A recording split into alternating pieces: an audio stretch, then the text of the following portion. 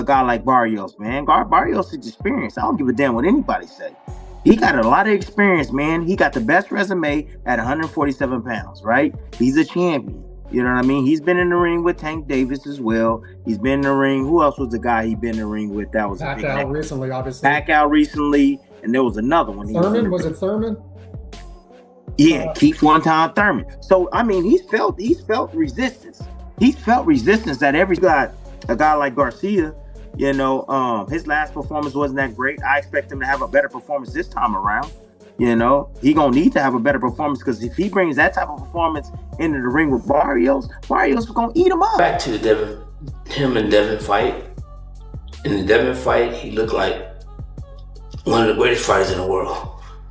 But then got caught. With him being caught, and then with him turning around, then he fighting Rolly, and then looked way less than average. Yeah, he looked terrible. So I think that I have to go with Barrios because I mean, why not, right? I mean, he has a WBC title.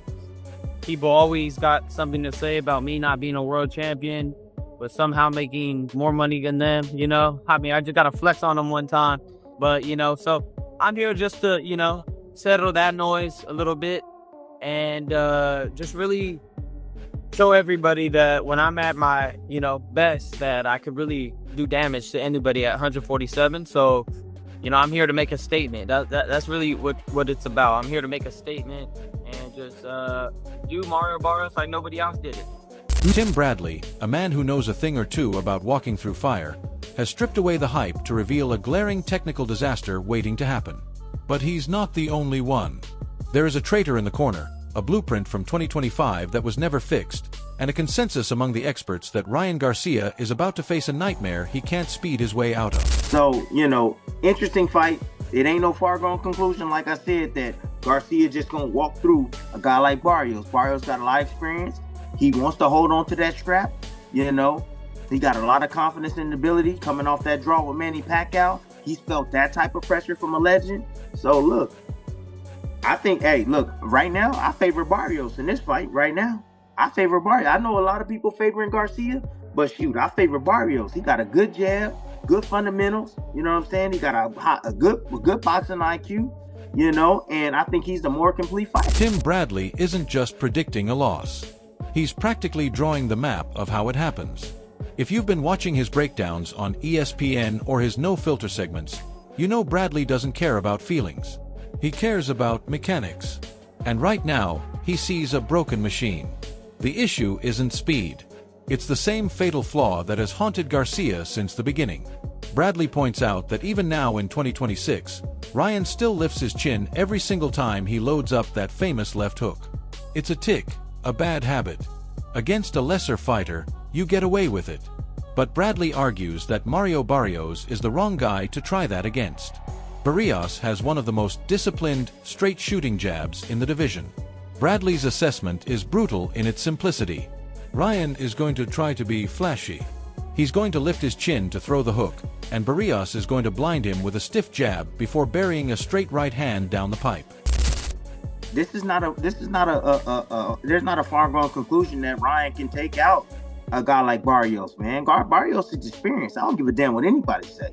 He got a lot of experience, man. He got the best resume at 147 pounds, right? He's a champion.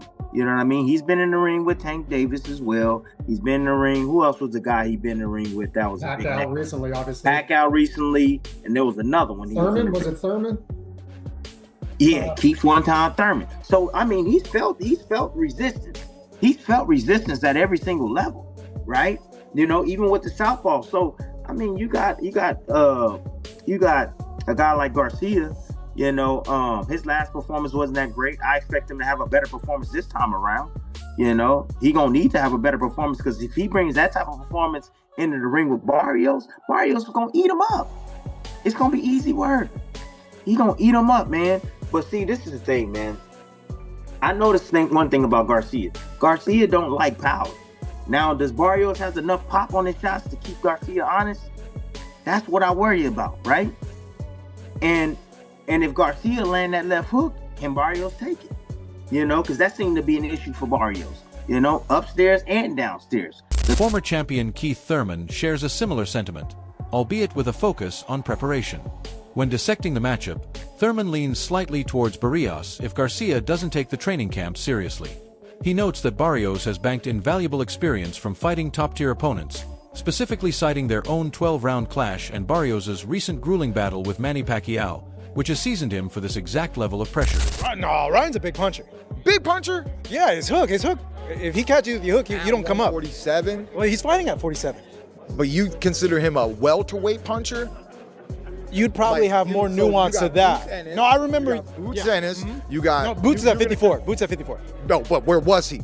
He was at 47, yeah. Where was he world champion at? 47, yeah. Okay. Yeah. Okay. And so you think Ryan's got a bigger punch than that? Bigger punch than, you know what I'm saying? Yeah, because when Ryan touches you. No, when he touches lightweights, see, he hasn't dropped real welterweights. Okay, yep. Is there even a real welterweight in the welterweight division? I think Conor Benn's the only real welterweight left at 147. So this new welterweight game is lightweights moving up. Okay? There's no OG 147. And with that, I can't give Ryan the credit you're trying to give him. The physical danger pales in comparison to the psychological warfare happening in the opposite corner. This fight has a subplot that feels more like a movie script than a sporting event.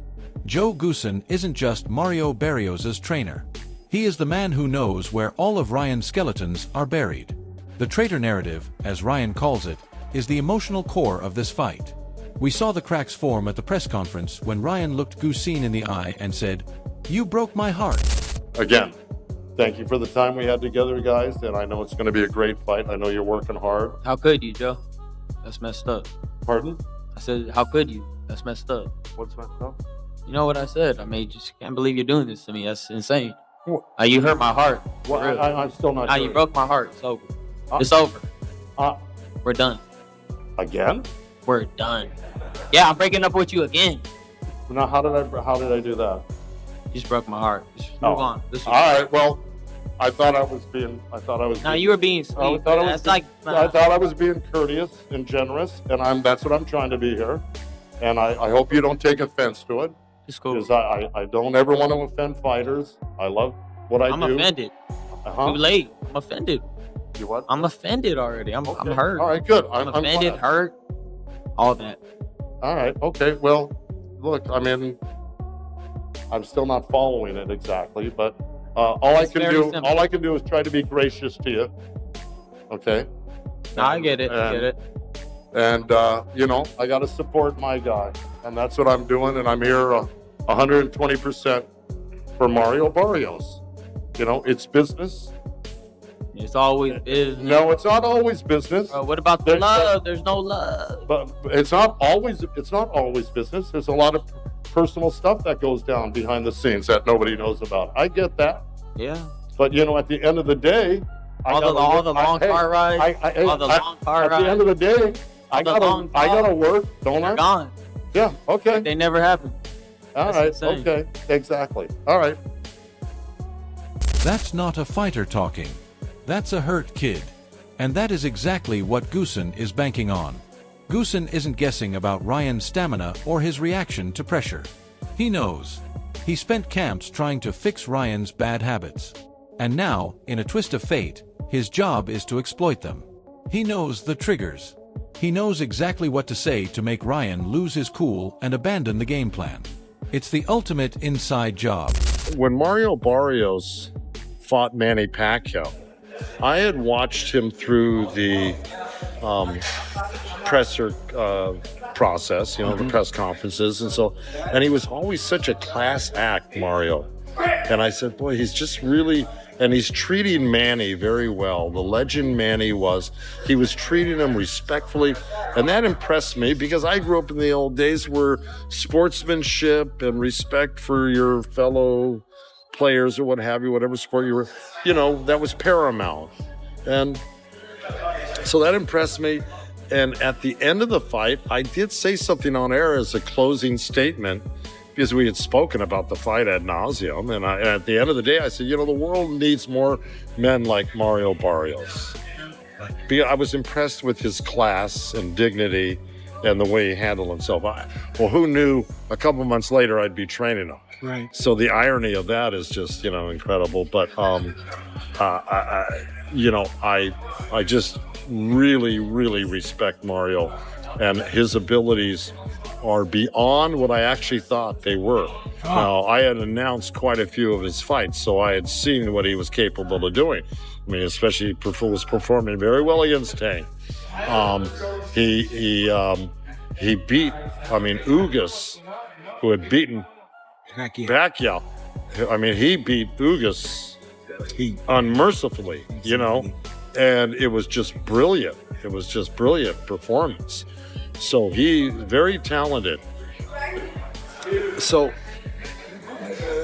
to get the call for Mario Barrios was like, what fool would turn that down? Right. Right. I mean, it would be absurd. Then you have the cold hard logic of the full-timer versus the part-timer.